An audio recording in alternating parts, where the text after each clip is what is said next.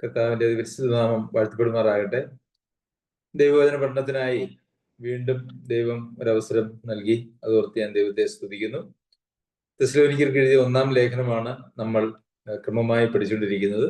അതിന്റെ 1-ാമത്തെ അധ്യായം നാം വായിക്കുകയും ധ്യാനിക്കുകയും ചെയ്തു. ഇന്ന് നമുക്ക് 2-ാമത്തെ അധ്യായം ആരംഭിക്കാം. സഹോദരന്മാരെ, ഞങ്ങൾ നിങ്ങളുടെ അടുക്കൽ വന്നത് വ്യർത്ഥമായില്ല എന്ന് നിങ്ങൾ തന്നെ അറിയുന്നുവല്ലോ. എന്തുകൊണ്ടാണ് പൗലോസ് അപ്പോസ്തലൻ ഇങ്ങനെ ഇവിടെ ഞങ്ങൾ നിങ്ങളുടെ അടുക്കൽ വന്നത് വ്യർത്ഥമായില്ല എന്ന് നിങ്ങൾ അറിയുന്നുവല്ലോ എന്ന് പറയുന്നത്? അപ്പോൾ പ്രവർത്തനങ്ങൾ, സുവിശേഷ പ്രവർത്തനങ്ങൾ, ആത്മീയ പ്രവർത്തനങ്ങൾ വ്യർത്ഥമായിട്ട് വരാനായിട്ടുള്ള സാധ്യതയുണ്ട്. അത് ഫലകരമായി തീരാനായിട്ടുള്ള സാധ്യതയുമുണ്ട്. ഇവിടെ തെസ്സലോനിക്കയിൽ പൗലോസ് അപ്പോസ്തലൻ വന്ന് പ്രസംഗിക്കുകയും ഒക്കെ ചെയ്തിട്ട് അത് വ്യർത്ഥമാകാതെ ഫലകരമായി തീർന്നു എന്നാണ് ഇവിടെ പൗലോസ് അപ്പോസ്തലൻ പറയുന്നത്. എന്തുകൊണ്ടാണ് അങ്ങനെ പറയാനായിട്ടുള്ള കാരണം? നമുക്കറിയാം, അവിടെ വളരെ കഷ്ടത്തിലൂടെയും ഒക്കെ കടന്നു പോയെങ്കിലും ദൈവത്തിന്റെ സന്തോഷത്തോടെ സുവിശേഷം സ്വീകരിക്കുകയും കഷ്ടങ്ങളിലും വിശ്വാസം, പ്രത്യാശ, സ്നേഹം, ഈ കാര്യങ്ങളിലൊക്കെ വളരെ ഏറെ മുന്നോട്ട് പോകുന്ന ഒരു പറ്റം വിശ്വാസികൾ, ഒരു സഭ അവിടെ ഉണ്ടായി എന്നുള്ളത് കൊണ്ടാണ് തെസ്സലോനിക്കയിലേക്ക് പൗലോസ് അപ്പോസ്തലനും കൂട്ടാളികളും ചെന്നത് അത് വ്യർത്ഥമായില്ല എന്ന് പറയുവാനായിട്ടുള്ള സാഹചര്യം എന്ന് പറയുന്നത്.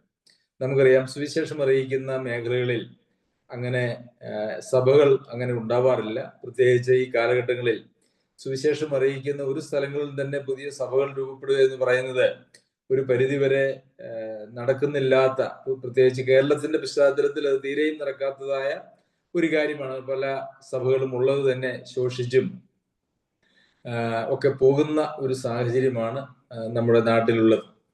അപ്പോൾ ഫലകരമായി അല്ലെങ്കിൽ വ്യർത്ഥമായില്ല എന്ന് പറയുന്നത് കൊണ്ട് ഉദ്ദേശിക്കുന്നത്, സുവിശേഷം അറിയിക്കുന്ന ദേശത്ത് അതിനെ അനുസരിക്കുന്നതായ ഒരു പറ്റം ആളുകൾ കൂടി വന്ന് കർത്താവിന്റെ മണവാട്ടിയായ ഒരു സഭയായി അന്യോന്യം സ്നേഹിച്ചും സേവിച്ചും ദൈവപ്രസാദമായി ജീവിക്കുന്ന ഒരു സാഹചര്യം ഉണ്ടായെങ്കിൽ അത് ഫലകരമാണ്. അങ്ങനെയല്ല എങ്കിൽ അത് വ്യർത്ഥമാകുന്നു എന്ന് നമുക്ക് കാണുവാനായിട്ട് കഴിയും.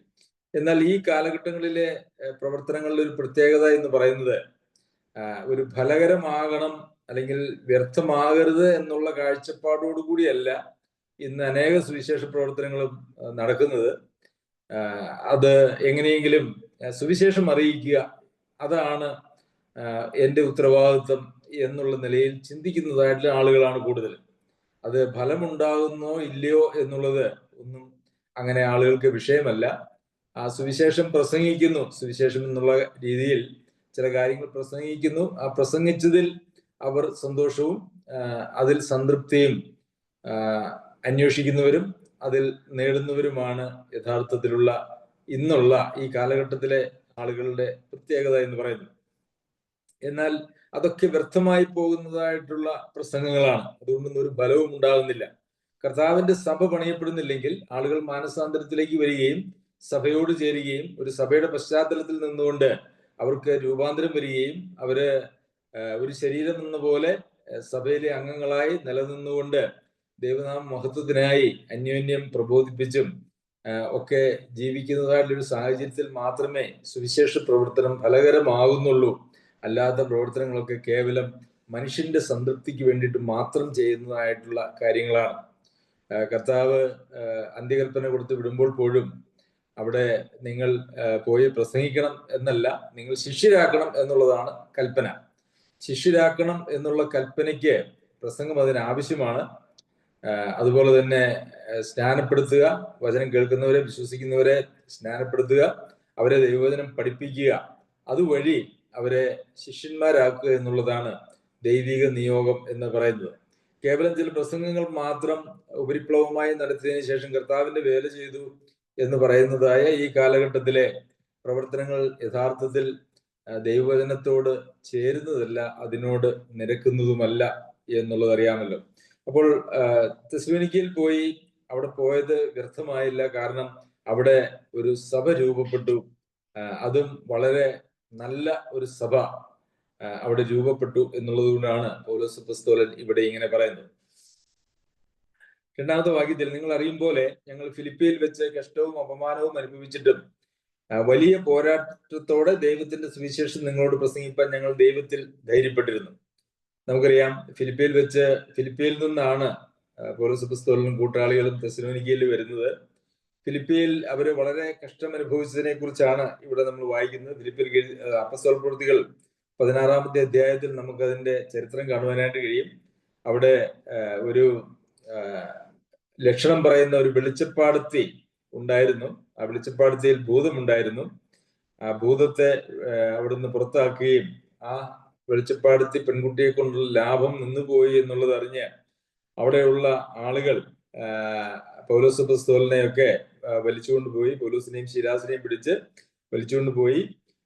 അങ്ങനെ അവരെ ജയിലിലടച്ചു, തടവിലാക്കി. അതിനുശേഷം അവരെ അവിടെ നിന്ന് ദൈവം വിടുവിക്കുന്നതായിട്ടുള്ള കഥകളൊക്കെ നമ്മൾ അപ്പോസ്തല പ്രവൃത്തികൾ 16-ാം അധ്യായത്തിൽ കാണുന്നുണ്ട്.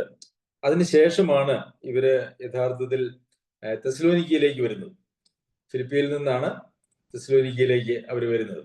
അപ്പോൾ ഫിലിപ്പിയിലെ കഷ്ടവും അപമാനവും ഒക്കെ അവർ സഹിച്ചതിനെ കുറിച്ചാണ് ഇവിടെ പൗലോസ് അപ്പോസ്തലൻ സൂചിപ്പിക്കുന്നത്. അപ്പോൾ തെസ്സലോനിക്കയിൽ വന്നപ്പോഴും അവരുടെ അവസ്ഥ വ്യത്യസ്തമായിരുന്നില്ല. അവിടെയും കഷ്ടങ്ങൾ തന്നെയായിരുന്നു അവർക്കുണ്ടായിരുന്നത് എന്നുള്ളത് നമുക്കറിയാം. എന്നാൽ ദൈവത്തിന്റെ സുവിശേഷം നിങ്ങളോട് അറിയിപ്പോൾ ഞങ്ങൾ ദൈവത്തിൽ ധൈര്യപ്പെട്ടിരുന്നു. കർത്താവായ യേശുക്രിസ്തുവിലായിരുന്നു അവരുടെ ധൈര്യം എന്ന് പറയുന്നത്. കർത്താവ് അനുവദിക്കാതെ ഒന്നും സംഭവിക്കുകയില്ലെന്നും കർത്താവ് അനുവദിക്കുന്നിടത്തോളം അവരുടെ ജീവിതം, അവരുടെ സുവിശേഷ പ്രവർത്തനങ്ങൾ അത് ഫലകരമാകുമെന്നും ഒക്കെയുള്ള ശരിയായിട്ടുള്ള കാഴ്ചപ്പാട് അവർക്കുണ്ടായിരുന്നു. അതുകൊണ്ട് അവര് ദൈവത്തിൽ ധൈര്യപ്പെട്ടു എന്ന് നമുക്ക് കാണാം. പിന്നെ ഞങ്ങളുടെ പ്രബോധനം അബദ്ധത്തിൽ നിന്നോ അശുദ്ധിയിൽ നിന്നോ വ്യാജത്തോടെയോ വന്നതല്ല. അപ്പോൾ ഇവിടെ പ്രബോധനം എന്ന് പറയുന്നത് യഥാർത്ഥത്തിൽ സുവിശേഷത്തെ കുറിച്ചാണ് പറയുന്നത്. അതിനു മുമ്പ് 2-ാമത്തെ വാക്യത്തിൽ ദൈവത്തിന്റെ സുവിശേഷം നിങ്ങളോട് പ്രസംഗിക്കുവാൻ എന്ന് നമ്മൾ വായിക്കുന്നുണ്ട്. അതുപോലെ 4-ാമത്തെ വാക്യത്തിലും ഞങ്ങളെ സുവിശേഷം ഫലമേൽപ്പിക്കേണ്ടതിന് എന്നാണ് നമ്മൾ വായിക്കുന്നത്. അപ്പോൾ ഈ പ്രബോധനം എന്നിവിടെ ഉദ്ദേശിച്ചിരിക്കുന്നത് അവർ പ്രസംഗിച്ചതായിട്ടുള്ള സുവിശേഷത്തെ കുറിച്ചാണ്. അപ്പോൾ ഞങ്ങളുടെ സുവിശേഷം അല്ലെങ്കിൽ ഞങ്ങൾ പ്രസംഗിച്ചതായിട്ടുള്ള സുവിശേഷം അബദ്ധത്തിൽ നിന്നോ അശുദ്ധിയിൽ നിന്നോ വ്യാജത്തോടെയോ വന്നതല്ല. 3 കാര്യങ്ങളാണ് അവര് സുവിശേഷം എവിടെ നിന്നല്ല വന്നത് എന്ന് കാണിക്കേണ്ടതിന് വേണ്ടി ഇവിടെ പറഞ്ഞിരിക്കുന്നത്. 1, അബദ്ധത്തിൽ നിന്നല്ല. 2, അശുദ്ധിയിൽ നിന്നല്ല. 3, അത് വന്നത് വ്യാജത്തോടെയുമല്ല. ഈ അബദ്ധത്തിൽ നിന്നാണോ എന്ന് ചോദിച്ചാൽ അത് ആ ഒരു വാക്ക്, മലയാള വാക്ക് നമുക്ക് കൃത്യമായി മനസ്സിലാക്കാൻ അല്പ പ്രയാസമുണ്ട്. അബദ്ധത്തിൽ നിന്ന് എങ്ങനെയാ വരുന്നത്? അതിന്റെ മൂലഭാഷയിലേക്ക് അല്ലെങ്കിൽ അതിന്റെ ഇംഗ്ലീഷ് തർജ്ജമയിലേക്കൊക്കെ ചെന്നാൽ ആ വാക്കിന്റെ യഥാർത്ഥത്തിലുള്ള ആ വാക്ക് എന്ന് പറയുന്നത് ഒരു തെറ്റായ ആശയത്തിൽ നിന്നല്ല എന്നുള്ള ഒരു കാര്യമാണ് അവിടെ ഉദ്ദേശിച്ചിരിക്കുന്നത് എന്ന് അതിനെക്കുറിച്ച് പഠിച്ചാൽ നമുക്ക് മനസ്സിലാവും. അതായത് ഒരു തെറ്റിൽ നിന്നോ അല്ലെങ്കിൽ അശുദ്ധിയിൽ നിന്നോ വ്യാജത്തോടെയോ വന്നതല്ല. അതാണ് സുവിശേഷത്തെ കുറിച്ച് പൗലോസ് അപ്പോസ്തലൻ പറയുന്നത്. ഒരുപക്ഷെ പൗലോസ് അപ്പോസ്തലൻ എന്തുകൊണ്ടാണ് അത് പറഞ്ഞത് എന്ന് ചോദിച്ചാൽ 1-ാം നൂറ്റാണ്ടിൽ തന്നെ വ്യാജമായിട്ടുള്ള സുവിശേഷവും ഒക്കെ പ്രചരിച്ചിരുന്നു എന്നുള്ളത് നമുക്ക് കൊരിന്ത്യർക്ക് എഴുതിയ ലേഖനത്തിൽ നിന്നൊക്കെ വായിക്കുവാനായിട്ട് കഴിയും. അത് മാത്രവുമല്ല, വ്യത്യസ്തങ്ങളായിട്ടുള്ള മതചിന്തകളും കാഴ്ചപ്പാടുകളും ഒക്കെ ഈ നിലയിൽ സമൂഹത്തിൽ വന്നിരുന്ന അല്ലെങ്കിൽ ജാതീയമായ പശ്ചാത്തലത്തിൽ പോലും അങ്ങനെയുള്ളതായ പ്രമാണങ്ങൾ അല്ലെങ്കിൽ പുതിയ കാഴ്ചപ്പാടുകളൊക്കെ വരുന്നുണ്ടായിരുന്നു. അതിന്റെ അടിസ്ഥാനത്തിലാണ് പൗലോസ് അപ്പോസ്തലൻ പറയുന്നത് ഞങ്ങൾ നിങ്ങളോട് പ്രസംഗിച്ചതായിട്ടുള്ള സുവിശേഷം അതൊരിക്കലും അബദ്ധത്തിൽ നിന്നല്ല, അതൊരിക്കലും അശുദ്ധിയിൽ നിന്നല്ല, അതൊരിക്കലും വ്യാജത്തോടെയുമല്ല. അബദ്ധത്തിൽ എന്ന് പറയുമ്പോൾ ഒരു തെറ്റിൽ നിന്ന് വന്നതല്ല, ശരിയായ ഒരു അടിസ്ഥാനത്തിൽ നിന്നാണ് ഞങ്ങൾ നിങ്ങളോട് പ്രസംഗിച്ചതായിട്ട് സുവിശേഷം അല്ലെങ്കിൽ ഞങ്ങളുടെ പ്രബോധനം വന്നത് എന്നാണ് നമുക്ക് കാണാനായിട്ട് കഴിയുന്നത്. അപ്പോൾ ഇവിടെ ഞങ്ങളുടെ പ്രബോധനം അബദ്ധത്തിൽ നിന്നോ അശുദ്ധിയിൽ നിന്നോ വ്യാജത്തോടെയോ വന്നതല്ല എന്ന് പറയുമ്പോൾ ഈ നിലയിലൊക്കെ ഒരുപക്ഷെ സുവിശേഷത്തെ കൂട്ടിക്കളയുന്നതായിട്ടുള്ള ആളുകൾ ആ കാലഘട്ടത്തിൽ കാണുന്നിരിക്കും. അതല്ല എങ്കിൽ മറ്റു പല മതവിശ്വാസങ്ങളും അങ്ങനെ വന്നിട്ടുണ്ട് എന്നുള്ളതിന്റെ പശ്ചാത്തലത്തിലായിരിക്കും അങ്ങനെ അവര് പറയുവാനായിട്ട് സാഹചര്യമായത്. എന്നാൽ നമുക്ക് കാണാൻ കഴിയുന്ന മറ്റൊരു കാര്യം, ഈ അപ്പോസ്തല പ്രവൃത്തികൾ 16-ാമത്തെ അധ്യായത്തിൽ അവര് ഫിലിപ്പിയിൽ വെച്ചുണ്ടായതായ ഒരു സംഭവത്തെ നാം ശ്രദ്ധിച്ചാൽ 16-ാമത്തെ അധ്യായത്തിന്റെ 16 മുതലുള്ള വാക്യങ്ങൾ നമ്മൾ വായിക്കുമ്പോൾ, ഞങ്ങൾ പ്രാർത്ഥനാ സ്ഥലത്തേക്ക് ചെല്ലുമ്പോൾ വെളിച്ചപ്പാടത്തിയായി ലക്ഷണം പറഞ്ഞ് യജമാനന്മാർക്ക് വളരെ ലാഭം വരുത്തുന്ന ഒരു ബാല്യക്കാരത്തി ഞങ്ങളെ എതിരേറ്റു. അവൾ പൗലോസിന്റെയും ഞങ്ങളുടെയും പിന്നാലെ വന്ന്, ഈ മനുഷ്യർ അത്യുന്നതനായ ദൈവത്തിന്റെ ദാസന്മാർ, രക്ഷാമാർഗം നിങ്ങളോട് അറിയിക്കുന്നവർ എന്ന് വിളിച്ചു പറഞ്ഞു. ഇങ്ങനെ അവൾ പല നാൾ ചെയ്തു വന്നു. അപ്പോൾ ഇവിടെ ഒരു ലക്ഷണം പറയുന്ന വെളിച്ചപ്പാടത്തിയായ, അതായത് ആഭിചാര പ്രക്രിയ ചെയ്യുന്ന, ഭൂതത്തിന്റെ സഹായത്താൽ ആഭിചാര പ്രവർത്തനങ്ങൾ ചെയ്യുന്നതായിട്ടുള്ള ഒരു സ്ത്രീ. അവര് പൗലോസ് അപ്പോസ്തലനെ കുറിച്ചും കൂട്ടാളികളെ കുറിച്ചും പറയുന്നത്, ഈ മനുഷ്യർ അത്യുന്നതനായ ദൈവത്തിന്റെ ദാസന്മാരാണ്, രക്ഷാമാർഗം അറിയിക്കുന്നവരാണ്, നല്ല കാര്യങ്ങളാണ്, ശരിയായിട്ടുള്ള കാര്യങ്ങളാണ് ഈ വെളിച്ചപ്പാടത്തിൽ വിളിച്ചു പറയുന്നത്. നമ്മുടെ ഈ കാലഘട്ടത്തിലെ ഒരു അവസ്ഥ നാം ചിന്തിച്ചാൽ, അങ്ങനെയൊക്കെ ഒരു വെളിച്ചപ്പാടത്തി എന്ന് ഒരു പക്ഷെ അറിയാവുന്നതായിട്ടുള്ള ഒരാൾ പോലും ഇങ്ങനെയൊക്കെ സുവിശേഷ പ്രവർത്തകരെ കുറിച്ച് പറഞ്ഞാൽ അവരെ കൂട്ടിച്ചേർത്ത് ഒരു നല്ല സ്ഥാനമൊക്കെ നൽകി ആദരിച്ച് കൂട്ടത്തിൽ കൊണ്ടുപോകുന്ന ഒരു സാഹചര്യം വരെ ഉണ്ടായേക്കാം. കാരണം നല്ല കാര്യങ്ങളാണല്ലോ പറയുന്നത്. അപ്പോൾ ഈ നല്ല കാര്യങ്ങൾ പറയുന്നു, ശരിയായ കാര്യങ്ങൾ പറയുന്നു എന്നുള്ളത് കൊണ്ട് മാത്രം ഒരിക്കലും ഈ വചനം എന്ന് പറയുന്നത് അത് ശരിയായിക്കൊള്ളണമെന്നില്ല. അല്ലെങ്കിൽ ശരിയായിട്ടുള്ള ചില കാര്യങ്ങൾ പറയുന്നു എന്നുള്ളത് കൊണ്ട് ഒരാൾ പറയുന്നതായ എല്ലാ കാര്യമോ അല്ലെങ്കിൽ ആ ആൾ തന്നെയോ സ്വീകാര്യമായിക്കൊള്ളണമെന്നില്ല എന്നുള്ളതാണ് യാഥാർത്ഥ്യം. ഇവിടെ ഈ സ്ത്രീ എന്തെങ്കിലും, ഈ വെളിച്ചപ്പാടത്തി എന്തെങ്കിലും ഇവരെ കുറിച്ച് മോശമായി പറഞ്ഞതായിട്ട് നമുക്ക് കാണാൻ കഴിയുന്നില്ല. നല്ല കാര്യങ്ങൾ തന്നെയാണ് പറഞ്ഞത്.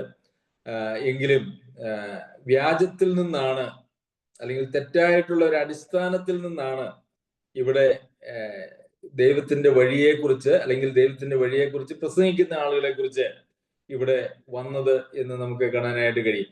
അപ്പോൾ അത് അശുദ്ധിയിൽ നിന്നാണ്, വ്യാജത്തിൽ നിന്നാണ്, തെറ്റായിട്ടുള്ള അടിസ്ഥാനത്തിൽ നിന്നാണ് പൗലോസ് അപ്പോസ്തലനെ കുറിച്ചൊക്കെ പറഞ്ഞതായിട്ടുള്ള കാര്യങ്ങൾ, നല്ല കാര്യങ്ങൾ വന്നത് എന്നുള്ളത് കൊണ്ട് അത് സ്വീകാര്യമല്ല എന്നുള്ളത് നമുക്ക് കാണുവാൻ കഴിയും. ശരി, ഈ തെറ്റിൽ നിന്നോ അല്ലെങ്കിൽ അബദ്ധത്തിൽ നിന്നോ അശുദ്ധിയിൽ നിന്നോ വ്യാജത്തോടെയോ കൂടിയോ വന്നതല്ല, മറിച്ച് എന്തിൽ നിന്നാണ് വന്നത് എന്നുള്ളതാണ് അടുത്ത 2 വാക്യങ്ങളിൽ പൗലോസ് അപ്പോസ്തലനോട് പറയുവാനായിട്ട് ആഗ്രഹിക്കുന്നത്. ഞങ്ങളെ സുവിശേഷം ഫലമേൽപ്പിക്കേണ്ടതിന് ഞങ്ങൾ ദൈവത്തിന് കൊള്ളാവുന്നവരായി തെളിഞ്ഞതുപോലെ. അപ്പോൾ എന്താണ് ഇവിടെ പൗലോസ് അപ്പോസ്തലൻ പറയുവാനായിട്ട് ആഗ്രഹിക്കുന്നത്? സുവിശേഷം ഞങ്ങളെ ഫലമേൽപ്പിച്ചിരിക്കുന്നത് വെറുതെ അല്ല, മറിച്ച് ദൈവത്തിന് ഞങ്ങളെ കൊള്ളാവുന്നവരായി തെളിഞ്ഞതിന്റെ അടിസ്ഥാനത്തിലാണ് എന്നുള്ളതാണ്.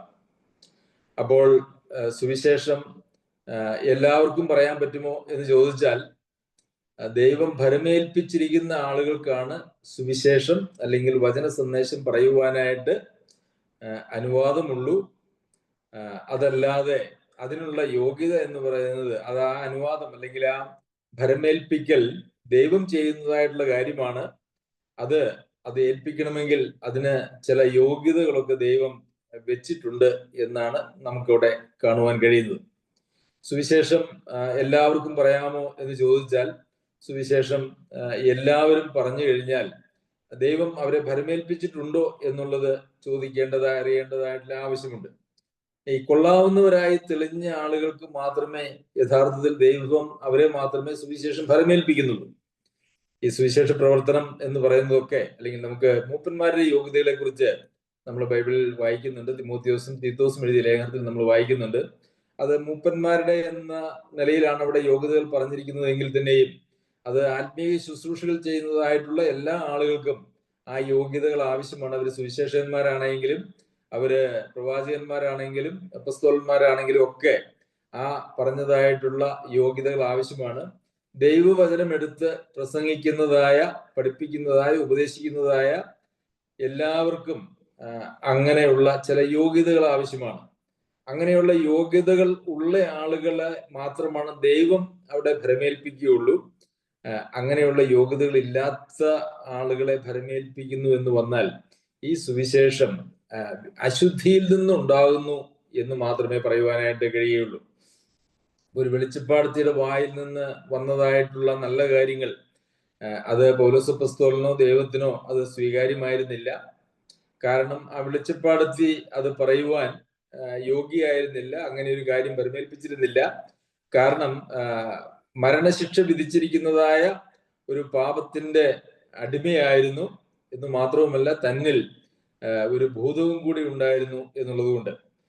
ഞാന് ബോംബെയിൽ ജോലി ചെയ്യുമ്പോൾ നമ്മുടെ സഭയിൽ ഉണ്ടായിരുന്ന ഒരു സഹോദരൻ പറഞ്ഞ ഒരു കാര്യത്തെ ഓർക്കുന്നുണ്ട്. അദ്ദേഹത്തിന്റെ പിതാവ് ആന്ധ്രയിൽ ഒരു സഭയില് ഒരു പാസ്റ്ററായിരുന്നു. ഈ പാസ്റ്ററായിരുന്ന അദ്ദേഹത്തിന്റെ പിതാവിനെ കുറിച്ചാണ് പറഞ്ഞത്. പാസ്റ്ററായിരുന്നു. പക്ഷെ ഒരിക്കൽ സഭയിൽ വെച്ച് ഈ പാസ്റ്ററിന് ഭൂതബാധ ഉണ്ടായി.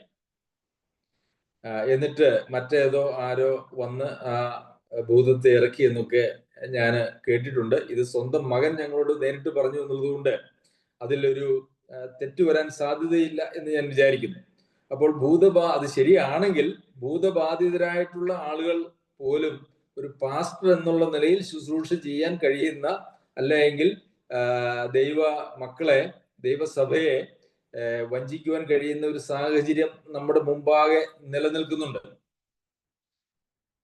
അത് വിവേചിച്ചറിയുവാനായിട്ട് ഒരു പക്ഷെ കഴിയുന്നില്ല.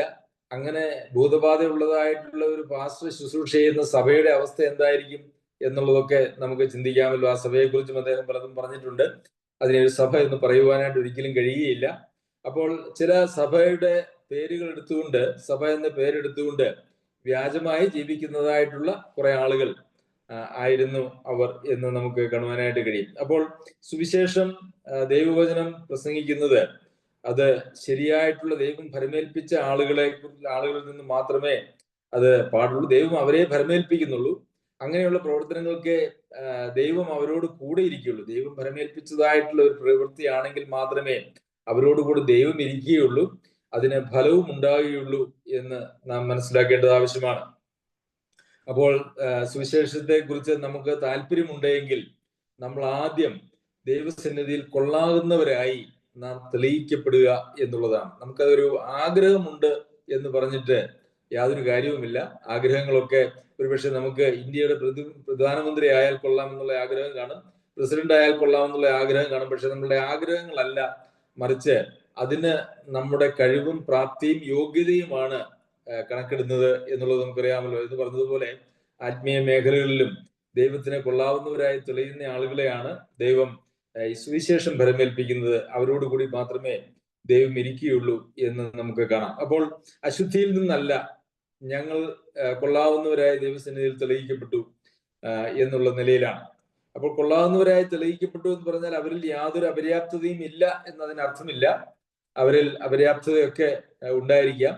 എന്നാൽ ദൈവം കർത്താവിൽ വസിച്ചുകൊണ്ട് കർത്താവിനെ നോക്കി വിശ്വസ്തയോടെ മുമ്പോട്ട് പോകുന്ന ആളുകളെ ദൈവം അതിന്റെ ഗുണങ്ങളെയും ശരിതെറ്റുകളെയും അവരുടെ കൊള്ളാവുന്നത് എങ്ങനെയാണ് എന്നുള്ളതിനെ കുറിച്ചൊക്കെ ദൈവമാണ് അതിൽ വിലയിരുത്തുന്നത് എന്ന് നമുക്ക് കാണാം. അതിനകത്ത് നമ്മുടെ വ്യക്തി ജീവിതവും നമ്മുടെ കുടുംബജീവിതവും നമ്മുടെ സഭാജീവിതവും ഒക്കെ ആ യോഗ്യതകളിൽ ഉൾപ്പെടുന്നതായിട്ടുള്ള കാര്യങ്ങളുമാണ്. ശരി, അപ്പോൾ കൊള്ളാവുന്നവരായി തെളിഞ്ഞു, അതുകൊണ്ട് അശുദ്ധിയിൽ നിന്നല്ല. പിന്നെ രണ്ടാമത് പൗലോസ് അപ്പോസ്തലൻ പറയുന്നത്, ഞങ്ങൾ മനുഷ്യരെയല്ല, ഞങ്ങളുടെ ഹൃദയം ശോധന ചെയ്യുന്ന ദൈവത്തെ അത്രേ പ്രസാദിപ്പിച്ചുകൊണ്ട് സംസാരിക്കുന്നത്. അപ്പോൾ മനുഷ്യരെ പ്രസാദിപ്പിക്കുക എന്ന് പറയുന്നത് ഇന്ന് പ്രത്യേകിച്ച് ക്രിസ്തീയ മേഖലയിലുള്ള പ്രാസംഗികരുടെ ഒരു പ്രധാന ലക്ഷ്യമാണ്. അതിന് പല കാരണങ്ങൾ കൊണ്ടുണ്ട്. ഒന്ന്, മനുഷ്യരെ പ്രസാദിപ്പിച്ചാലാണ് പിന്നെയും പിന്നെയും ആളുകൾ അവരെ പ്രസംഗത്തിന് വിളിക്കുകയുള്ളൂ. അത് പലപ്പോഴും അവരുടെ ഒരു വരുമാന മാർഗവുമാണ്. അതുപോലെ അവര് പേരെടുക്കുക എന്നുള്ളതാണ് പലപ്പോഴും പ്രസംഗത്തിന്റെ ലക്ഷ്യം എന്ന് പറയുന്നത്. അതല്ലാതെ ദൈവനാമം മഹത്വപ്പെടുകയെന്നോ അല്ലെങ്കിൽ സഭയുടെ വളർച്ചയോ അതൊന്നും ആയിരിക്കില്ല പലപ്പോഴും അങ്ങനെയുള്ള അനേക ആളുകളുടെയും പ്രസംഗത്തിന്റെ കാര്യം എന്ന് പറയുന്നത്. പ്രസംഗിക്കാൻ വിളിക്കുന്നതായിട്ടുള്ള ആളുകളെ പൊക്കി പറഞ്ഞും സുഖിപ്പിച്ചും സന്തോഷിപ്പിച്ചും അങ്ങനെ സഭയിലുള്ള ആളുകളെയൊക്കെ അങ്ങനെ സന്തോഷിപ്പിച്ചുകൊണ്ട് ചെയ്യുന്ന, പ്രസാദിപ്പിച്ചുകൊണ്ട് സംസാരിക്കുന്ന പ്രസംഗങ്ങൾ ധാരാളമുണ്ട്. അതിന്റെ ഒരു മറുവശം എന്ന് പറയുന്നത് എല്ലാവരെയും വിമർശിച്ച് പ്രസംഗിക്കുന്നതായിട്ടുള്ള ആളുകളുമുണ്ട്. ഇത് രണ്ടും യഥാർത്ഥത്തിൽ ഈ ഒരാളെ വിമർശിച്ചുകൊണ്ട് അല്ലെങ്കിൽ ഏതെങ്കിലും ഒരു ഗ്രൂപ്പിനെയൊക്കെ വിമർശിച്ചുകൊണ്ട് പ്രസംഗിക്കുമ്പോൾ അവിടെയും മറ്റു ചിലരെ പ്രസാദിപ്പിക്കലാണ് അവിടെ ഉള്ളത് എന്നുള്ളത് നമുക്കറിയാമല്ലോ. വിമർശനം ഒന്നിനും ഒരു പരിഹാരവുമല്ല എന്നുള്ളതും നമുക്ക് കാണുവാനായിട്ട് സാധിക്കും. പ്രിയമുള്ളവരെ, നമ്മുടെ വാക്കുകൾ മനുഷ്യരെ പ്രസാദിപ്പിക്കുന്നതിന് വേണ്ടിയുള്ള വാക്കുകൾ ഒരിക്കലും ആകുവാനായിട്ട് പാടില്ല. മനുഷ്യൻ പ്രസാദിക്കുന്നിടത്ത് ദൈവം പ്രസാദിക്കുകയില്ല. ദൈവത്തെ പ്രസാദിപ്പിക്കുവാൻ വേണ്ടി ചെയ്യുന്നതായിട്ട് ശുശ്രൂഷയിൽ പലപ്പോഴും മനുഷ്യർക്ക് പ്രസാദവും വരികയില്ല. കാരണം മാനസാന്തരത്തെക്കുറിച്ച് കേൾക്കുന്നതോ പാപത്തെക്കുറിച്ച് കേൾക്കുന്നതോ ന്യായവിധിയെക്കുറിച്ച് കേൾക്കുന്നതോ ഒന്നും ആളുകൾക്ക് അത്ര രസമുള്ള കാര്യമല്ല. എന്നാൽ സൗഖ്യത്തെക്കുറിച്ച് കേൾക്കുന്നത്, അതല്ലെങ്കിൽ സമൃദ്ധിയെക്കുറിച്ച് കേൾക്കുന്നത്, അനുഗ്രഹത്തെക്കുറിച്ച് കേൾക്കുന്നത്, ഒരുപക്ഷെ അങ്ങനെയുള്ള പ്രസംഗങ്ങളൊക്കെ ആളുകൾക്ക് കേട്ടിരിക്കാൻ രസമാണ്. അത് കേൾക്കുമ്പോൾ അവർക്ക് വലിയ ആശ്വാസവും ഒക്കെ അവർക്ക് വരും. താൽക്കാലികമായിട്ടാണെങ്കിലും ആശ്വാസമൊക്കെ വരും. അങ്ങനത്തെ പ്രസംഗങ്ങൾ കേൾക്കാനായിട്ട് ധാരാളം കേൾവിക്കാരുണ്ടാകും. എന്നാൽ വളരെ ശുദ്ധമായ ദൈവവചന പഠനങ്ങളിൽ അത് കേൾവിക്കാർ പോലും ആളുകൾ വളരെ കുറവാണ് എന്ന് മാത്രവുമല്ല, അങ്ങനെയുള്ള ആളുകളുടെ അടുക്കിലേക്ക് പോലും ആളുകൾ വരുവാനായിട്ട് താല്പര്യപ്പെടുകയില്ല. അതുകൊണ്ട് സത്യത്തിന്റെ പിന്നാലെ പോകുന്ന ആളുകൾ എല്ലാ കാലത്തും ചുരുക്കമാണ് എന്ന് നമുക്കറിയാം. അത് എല്ലാ കാലത്തും ചുരുക്കമാണ്. നമുക്കറിയാം, നോഹയുടെ കാലത്ത് നോഹയും ഒരു കുടുംബവും മാത്രമാണ് ദൈവത്തെ കേട്ടിരുന്നതായിട്ടുള്ള ആളുകൾ. അതുപോലെ കാലഘട്ടങ്ങൾ ഓരോന്നും നമ്മൾ എടുത്തു നോക്കിയാൽ വളരെ ചെറിയ ഒരു ന്യൂനപക്ഷം മാത്രമേ എല്ലാ കാലത്തും സത്യദൈവത്തെ സത്യമായി പിന്തുടരുവാൻ ആഗ്രഹവും താല്പര്യവും പ്രകടിപ്പിച്ചിട്ടുള്ളൂ എന്നുള്ളത് ഒരു യാഥാർത്ഥ്യമാണ്. അപ്പോൾ മനുഷ്യരെ പ്രസാദിപ്പിക്കുന്നവരായിട്ടല്ല ഈ ആത്മീയ ശുശ്രൂഷകൾ ചെയ്യേണ്ടത്, മറിച്ച് ദൈവത്തെ പ്രസാദിപ്പിക്കുക എന്നുള്ളതായിരിക്കണം. മൂന്നാമത് പൗലോസ് അപ്പോസ്തലൻ പറയുന്നത് 5-ാമത്തെ വാക്യത്തിൽ, നിങ്ങൾ അറിയും പോലെ ഞങ്ങൾ ഒരിക്കലും മുഖസ്തുതിയോ ദ്രവ്യാഗ്രഹത്തിന്റെ ഉപായമോ പ്രയോഗിച്ചിട്ടില്ല, ദൈവം സാക്ഷി. അപ്പോൾ ഇതും അങ്ങനെ ഞങ്ങൾ പ്രയോഗിച്ചിട്ടില്ല എന്ന് പറയുമ്പോൾ അങ്ങനെ പ്രയോഗിക്കുന്നതായിട്ടുള്ള ആളുകൾ ആ കാലഘട്ടത്തിൽ ഉണ്ടായിരുന്നു എന്നുള്ളത് നമുക്ക് മനസ്സിലാക്കുവാനായിട്ട് കഴിയും. അപ്പോൾ വ്യാജത്തോടെ വന്നതല്ല, അശുദ്ധിയിൽ നിന്ന് വന്നതല്ല, തെറ്റിൽ നിന്ന് വന്നതല്ല എന്ന് പറഞ്ഞതിന് ശേഷം അതിന് വിശദീകരണമായിട്ടാണ് ഈ കാര്യങ്ങളൊക്കെ പറയുന്നത്. ഞങ്ങൾ അങ്ങനെ ആരും ഏൽപ്പിക്കാതെ വന്നതല്ല, ദൈവം ഞങ്ങളെ ഏൽപ്പിച്ചതാണ്. ദൈവം ഞങ്ങളെ ഏൽപ്പിച്ചതിന്റെ അടിസ്ഥാനം ഞങ്ങളെ ദൈവസന്നിധി കൊള്ളാവുന്നവരായി, ഏൽപ്പിക്കാൻ കൊള്ളാവുന്നവരായി തെളിഞ്ഞതുകൊണ്ടാണ്. ഞങ്ങൾ ഇത് വ്യാജത്തിൽ നിന്ന് വന്നതല്ല, അശുദ്ധിയിൽ നിന്ന് വന്നതല്ല. കാരണം ഞങ്ങൾ ഒരു മനുഷ്യന്റെയും ഹൃദയത്തെ പ്രസാദിപ്പിക്കുന്നവരായിട്ടല്ല, ഞങ്ങൾ ദൈവത്തെ പ്രസാദിപ്പിക്കുന്നവരായിട്ടാണ് ഞങ്ങൾ സംസാരിച്ചിരിക്കുന്നത്. അത് മാത്രവുമല്ല, നിങ്ങൾ അറിയും പോലെ ഞങ്ങൾ ഒരിക്കലും മുഖസ്തുതിയോ ദ്രവ്യാഗ്രഹത്തിന്റെ ഉപായമോ ഉപയോഗിച്ചിട്ടില്ല.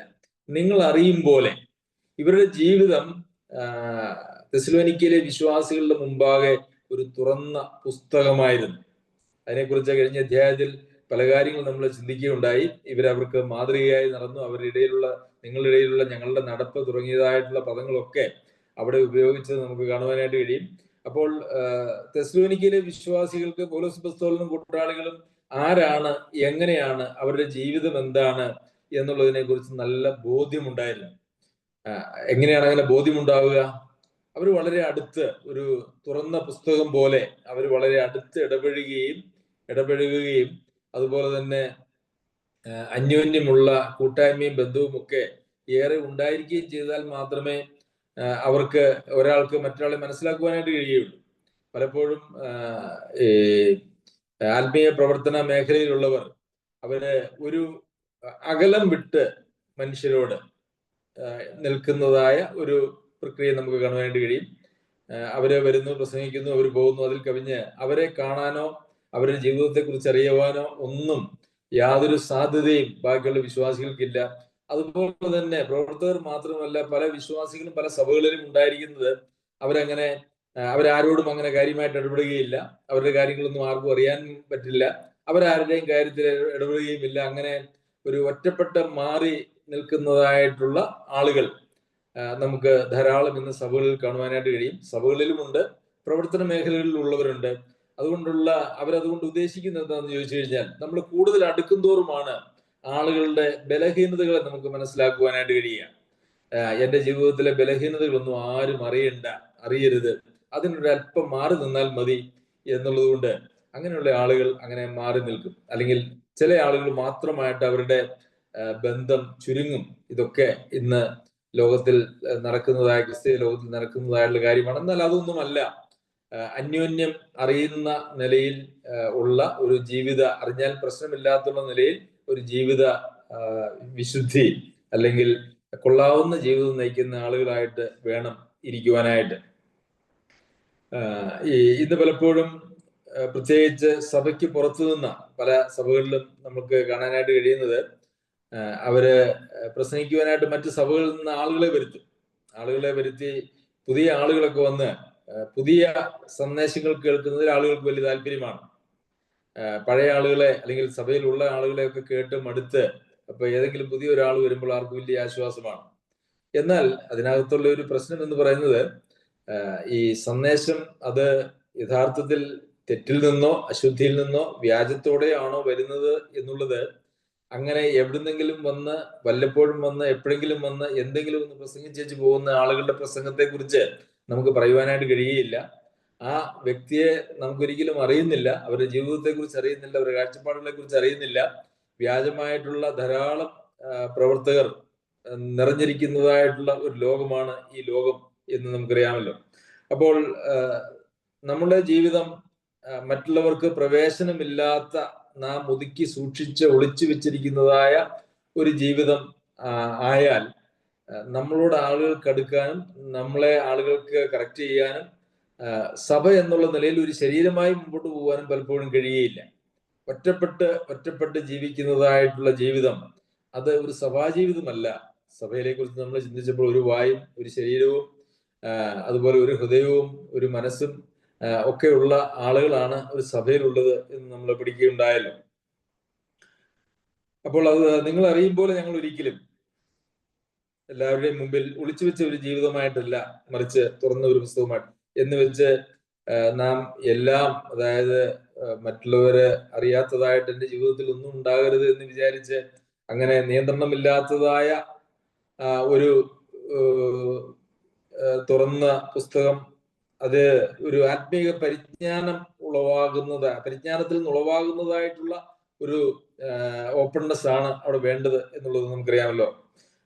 അതല്ലാതെ പ്രയോജനമില്ലാത്തതും ദോഷം ഉണ്ടാക്കാവുന്നതുമായിട്ടുള്ള കാര്യങ്ങളെല്ലാം വിളിച്ചു പറയണം എന്നതിനർത്ഥമില്ല. അതൊരു ആത്മീയ പരിജ്ഞാനത്തിന്റെ ഭാഗമാണ്. എന്നാൽ ഒരിക്കലും അത് നമ്മളുടെ ജീവിതത്തിലേക്കോ നമ്മുടെ കാര്യങ്ങളിലേക്കോ ആർക്കും ഒരു പ്രവേശനവും ഇല്ലാതെ മതിൽ കെട്ടിവെച്ച് ജീവിക്കുന്ന ഒരു ജീവിതമല്ല ഒരു സഭയിലെ ഒരു വിശ്വാസിയുടെ ജീവിതം, അതുപോലെ തന്നെ ഒരു പ്രവർത്തകന്റെയും ജീവിതം. പിന്നെ ഞങ്ങൾ ഒരിക്കലും മുഖസ്ഥിതിയോ ദ്രവ്യാഗ്രഹത്തിന്റെ ഉപായമോ പ്രയോഗിച്ചിട്ടില്ല. അവിടെ പറഞ്ഞിരിക്കുന്ന ഒരു വാക്ക് വളരെ ശ്രദ്ധേയമാണ്. ഞങ്ങൾ ഒരിക്കൽ പോലും ഒരൊറ്റ അവസരത്തിൽ പോലും ഞങ്ങൾ മുഖസ്തുതി പറഞ്ഞിട്ടില്ല. എന്തുകൊണ്ടാണ് മുഖസ്തുതി പറയുന്നത്? ഇന്നും നമുക്കറിയാം, പല സന്ദർഭങ്ങളിലും പല യോഗങ്ങളിലും ഒക്കെ പ്രസംഗിക്കാൻ വരുന്നവര് അവര് പ്രസംഗം തുടങ്ങുന്നതിന് മുമ്പ് പ്രസംഗത്തിന്റെ ഇടയിലും അതിന്റെ അവസാനത്തിലും ഒക്കെ അവരെ വിളിച്ചതോ അല്ലെങ്കിൽ ആ വിളിച്ച സഭയിലെ ആരെങ്കിലും ഒക്കെയോ അവര് വളരെയേറെ പ്രശംസിക്കുന്നത് നമുക്ക് കാണാനായിട്ട് സാധിക്കും. ഒരിക്കൽ ഞാൻ അടുത്ത് കേട്ടതായിട്ടുള്ള ഒരു മീറ്റിങ്ങിനെ കുറിച്ച് ഞാനിങ്ങനെ കേൾക്കുകയുണ്ടായി.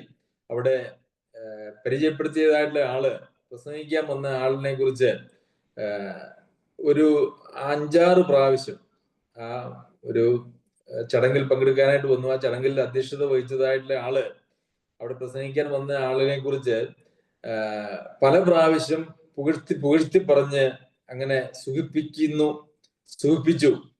അപ്പോൾ ആ പ്രസംഗിക്കാൻ വന്ന ആൾ എഴുന്നേറ്റ് നിന്നേച്ച് ആദ്യം പറഞ്ഞത്, ഇപ്പോൾ ഈ ഹോളിലിരിക്കുന്ന മേശയ്ക്കും കസേരയ്ക്കും ഒക്കെ എന്നെ കുറിച്ച് അറിയാം, അത്രയേറെ എന്നെ ഇദ്ദേഹം പുകഴ്ത്തി എന്നുള്ളതാണ്. എന്തോ അദ്ദേഹത്തിന് ആ പുകഴ്ത്തലിൽ ഒരു അസ്വാഭാവികം തോന്നി എന്ന് ഞാൻ ചിന്തിക്കുന്നു.